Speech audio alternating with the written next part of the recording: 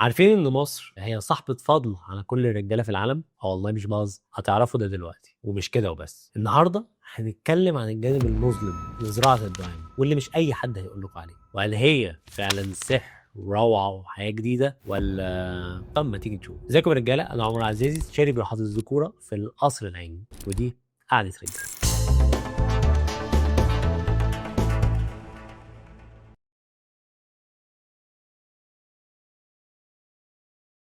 الدعامة، هي ايه الدعامة؟ قبل ما نتكلم عن الدعامة خلينا نراجع حاجة قلناها الفيديو اللي فات. الانتصاب بيحصل عن طريق تكامل ما بين الدورة الدموية والهرمونات والأعصاب، واللي بناء عليها الشرايين بتنقل الدم للنسيج الكهفي فبيتملي، وزي ما اتفقنا الأوردة بتقفل فتحافظ على هذا الانتصاب. طب مريض ضعف الانصاب ايه المشكله اللي عنده؟ زي ما اتفقنا برضه في الفيديوهات اللي فاتت ان النسيج الكهفي بقى فيه مشكله، سواء الشرايين ما بتملاش النسيج الكهفي بشكل كافي بسبب قصور في تدفق الدم، او سواء ان الشرايين كويسه تدفق الدم كويس لكن الاورده في النسيج الكهفي باظت فبيحصل تسريب وريد. فبدايه الكلام ان في مشكله في النسيج الكهفي، ودي اللي احنا محتاجين نعوضها. عشان كده لما نيجي نتكلم عن الدعامه هنقول الدعامه دي هي جهاز تعويضي من السيليكون بيتم تركيبه داخل النسيج الكهفي كعلاج فعال وآمن ونهائي لمشكلة الضعف الشديدة غير مستجيبة لأي نوع من أنواع العلاجات الأخرى، اللي هو باختصار النسيج الكهفي فقد وظيفته تماما، لا عارف يتملي من الدم أو مش عارف يحتفظ بيه، وبالتالي بيجي هنا دور الدعامة كجهاز تعويضي عشان تعوض هذه المشكلة. فبيتم تركيب الدعامة داخل النسيج الكهفي اليمين والشمال، وملهاش أدنى علاقة بالضفيرة العصبية الأعلى اللي هي مسؤولة عن النشوة والإحساس، ملهاش أدنى علاقة بمجرى البول والقصف، وهنحتاج المعلومه دي بعد شويه. طب هنا هيجي سؤال دايما بتسال: دكتور انا بعد ما اركب الدعامه اخبار الاحساس ايه؟ اخبار الرغبه ايه؟ وهل صحيح هبقى زي الروبوت مش حاسس بحاجه؟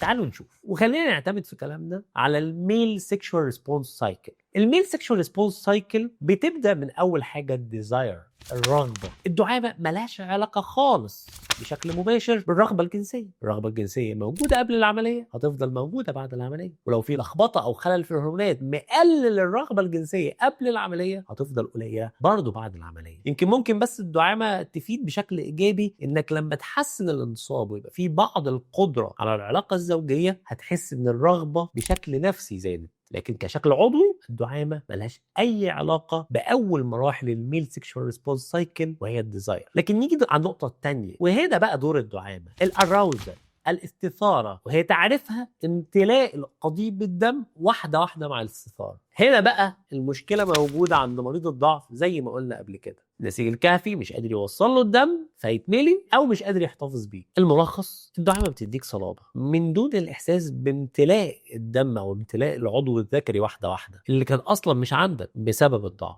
لكن بقى لو هنيجي بعد كده لمرحله الانتركورس والبلاتو، فهنا بقى بيظهر جمال وروعه الدعامه، انك هتقوم بالوظيفه 100% وتعوض الضعف الجنسي اللي كان متواجد بنسبه رضا فوق ال 90% لاجراء علاقه زوجيه كامله مرضيه للطرفين. ومش كده وبس، زي ما اتفقنا في الاول من شويه ملناش دعوه بالضفيره العصبيه ولا مجرى البول، فحتى اخر مراحل الميل سيكشوال ريسبونس سايكل اللي هي الاورجازم والايجاكيوليشن موجودين، فبتوصل للنشوه والقصف بشكل طبيعي كامل. فاختصارا كده الدعامه ملهاش علاقه لا بالرغبه الجنسيه ولا بالوصول للنشوه والاورجازم ولا بالايجاكوليشن والقصف، ولو هيكون ليها تاثير فغالبا هو تاثير ايجابي، سواء تاثير ايجابي بسبب نفسي هيحسن لك الرغبه لان هتحس ان انت عندك القدره فالرغبه تزيد، او بتاثير ايجابي غير مباشر على سرعه القصف، لان بعض الاحيان سرعه القصف بيكون برضه ليها جانب نفسي، او حتى عشان لو حصل قصف فانت كده كده في انتصاب تقدر تستكمل العلاقه مره واثنين وثلاثه. واستنوا حلقه بخصوص عن سرعه القصف، فلو مش متابعنا يا ريت تعمل سبسكرايب عشان ما تفوتكش. طيب نيجي للسؤال اللي بعد، هي ايه انواع الدعامات؟ يمكن القصه طويله، تاريخ طويل لغايه ما وصلنا للشكل الحالي من الدعامات سواء المرنه او الهيدروليكيه. القصه كانت ممكن تبدا من الثلاثينات والخمسينات، لان الدعامه كانت هي اول حاجه اتعملت في علاج الضعف قبل اختراع الادويه. يمكن دي حاجه مش ناس كتير يعرفوها، وده اللي هنتكلم عليه بالتفصيل بعد كده. لكن انا عايز احكي منها قصه صغيره جدا جدا اللي بتبين دور مصر والقصر العيني كصرح عظيم في مصر والشرق الاوسط. يمكن كان في محاولات في البدايه بانواع مختلفه وطرق مختلفه لتصنيع الدعامه، لغايه ما جه الدكتور بحيري وهو احد اعلام القصر العيني في وقتها، واخترع الكونسبت سيليكون جوه النسيج الكهفي، الكونسبت اللي احنا لسه مكملين عليه لغايه النهارده بس مع تطورات اضافيه. وفي قصه كمان اضافيه بخصوص الموضوع ده، يمكن كان في عندنا عامل جميل اسمه عم محمدين، وطبعا الاسم غير حقيقي للحفاظ على خصوصيته وخصوصيه اهله، كان من اوائل المتطوعين لدكتور بحيري ان هو ينفذ الكونسبت ده. وعم محمدين كان مبسوط جدا جدا بالعمليه، بس لغايه ما جه مره وشه فيه ضربه وكدمه، فالناس سالوه يا عم محمدين في ايه مشكله؟ ايه السبب؟ قال له يا دكتور بحيري والله العمليه ممتازه والدنيا كويسه جدا، بس من قوه الانتصاب وانا ماشي في الاتوبيس الناس افتكروني بعمل حاجه غلط، فيا دكتور ارجوك شيلها لي. هنا بقى السؤال يا دكتور، هل الدعامه فعلا بقى بتظهر ولا لا؟ وهل الناس بتاخد بالها؟ طبعا الحمد لله الموضوع دوت اتحل دلوقتي، سواء عن طريق الدعامات الهيدروليكيه اللي هي مشابهه جدا للانتصاب الطبيعي، او حتى كمان الانواع الحديثه من الدعامات المرنه اللي بقت اسمها هايلي كونسيلابل، يعني انه بمجرد تانيها بس يمكن انها تستخبى. طب ايه الانواع اللي موجوده في السوق دلوقتي وايه الفرق اللي ما بينهم؟ ويعني ايه هيدروليك ويعني ايه مرن؟ يمكن الاساس في العمليه الدعامه الهيدروليكيه، لان زي ما اتفقنا هي الاكثر مشابهه للطبيعي، بتكون مكونه من 3 اجزاء. طبعا في انواع قديمه كانت مكونه من جزء واحد وجزئين، لكن المستخدم حاليا هو الدعامه الهيدروليكيه الثلاثيه المكونه من 3 اجزاء، مكونه من البامب المضخه، مكونه من الخزان، ومكونه من الدعامه السيليكون اللي موجوده جوه النسيج الكهفي. خلينا نبدا اول حاجه. البامب بيبقى موجود في كيس الصفن بين الخصيتين، ودوت وظيفته انك تضغط عليه فيفتح الصمام بتاع الخزان اللي بينقل ساعتها المحلول الملحي اللي موجود في الخزان واللي بتستخبي تحت البطن، فيملى الدعامه السيليكون واحده واحده جوه النسيج الكهفي بشكل مشابه بشكل كبير للانتصاب الطبيعي. طب خلصنا العلاقه، ندوس على زرار صغير فوق البامب، الزرار دوت يبدأ يفتح الفالف مرة تانية، فالمحلول الملحي اللي موجود جوه الجزء السيليكون يرجع تاني على الخزان، ويبدأ الانتصاب يهدى بشكل مشابه برضو للطبيعي. ايه الانواع المتواجده حاليا في السوق؟ في عندنا 3 انواع، وهو ريجيكون وكولوبلاست واي ام اس LGX. الانواع الصراحه بتختلف، فهتسمع الدعامه دي احسن عشان ديناميكيه ودي احسن عشان بتزود الطول، لكن في الواقع الاختلافات بينهم اختلافات بسيطه، وممكن نعمل حلقه مفصله نشرح الاختلافات واحده واحده. لكن في الاخر بننصح دايما انك تسيب الاختيار لجراحك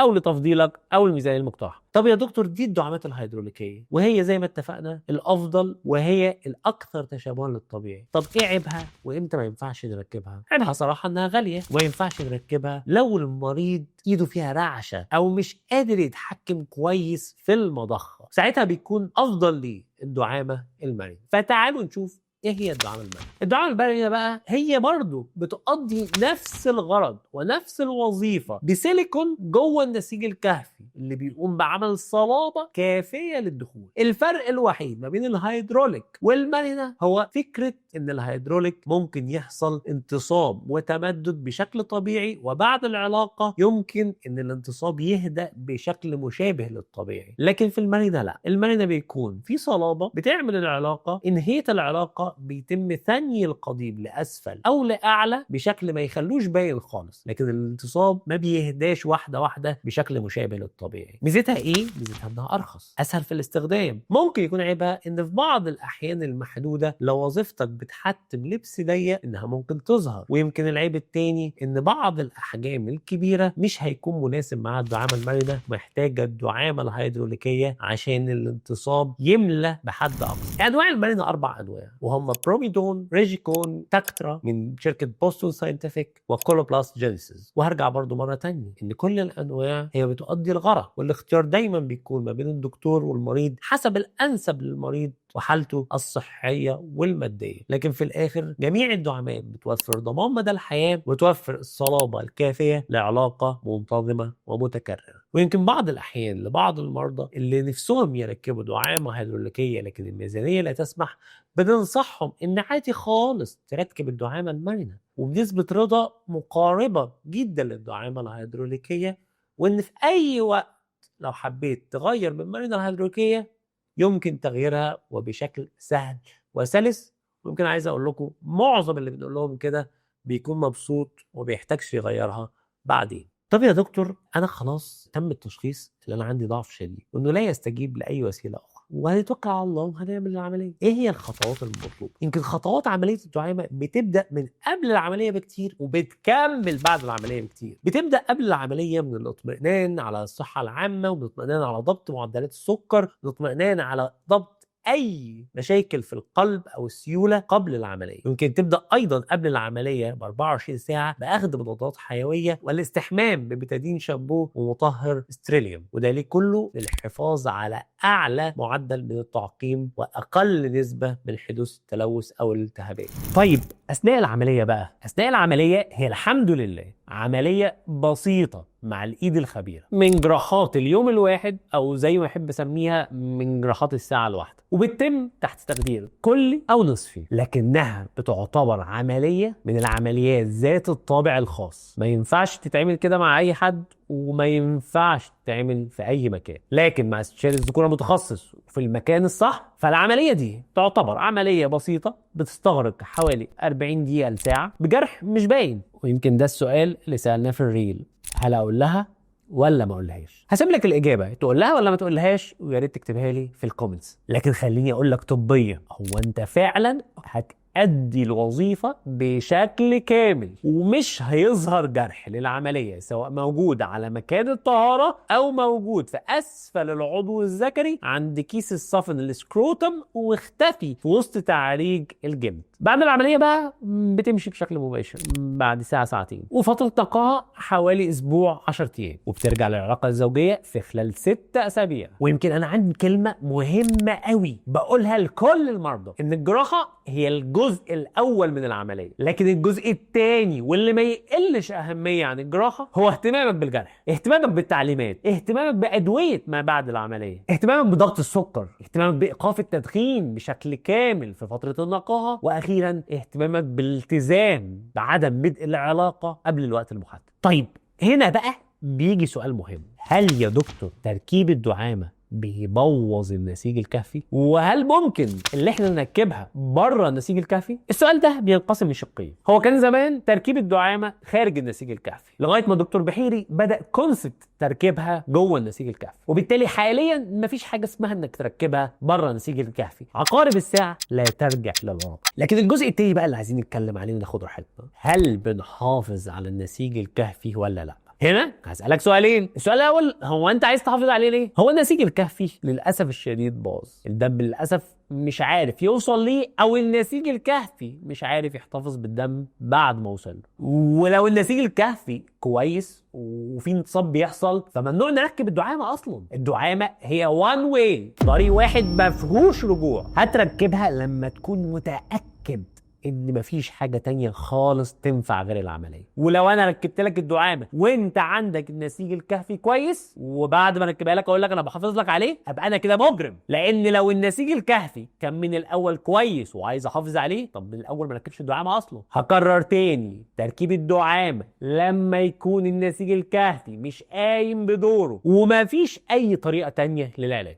السؤال التاني بقى في الجزئية دي، هل احنا واحنا بنركب الدعامة داخلين كده جزارين عايزين ندمر النسيج الكهفي؟ لا طبعا. خليني اطمنك بقى ان ايوه بنحافظ على جزء من النسيج الكهفي، وان كل اللي مطلوب وبنعمله هو مجرد تراك، سكة جوه النسيج الكهفي بنركب فيها الدعامة وبنقفل بشكل مباشر، وباقي النسيج الكهفي بيفضل موجود. طب يا دكتور انا خايف اركب الدعامة عشان هيعرفوا في المطارات او هيعرفوا بعد عمر طويل لما ربنا يتوفاني وخايف من العرض. لا، هي بالنسبة للمطارات ما بتبانش في المطارات خالص وبتعدي من كل البوابات من غير اي مشاكل. لكن خلينا متفقين وقلنا كده اكتر من مرة ان الضعف مش عيب، هو مرض زي اي مرض، وان الدعامة علاج زي اي علاج. وعايز اقول لك ان هتلاقي كتير جدا مركبينها، فاستمتع بحياتك وما تقلقش البعدين. طب ما الدعامة حلوة اهي وزي الفل يا دكتور، امال ايه هو الجانب المظلم اللي قلت لنا عليه في اول الحلقة؟ انا اسف يا جماعة، الجانب المظلم هيكون الحلقة الجاية، ما ينفعش نتكلم عليه كده بسرعة،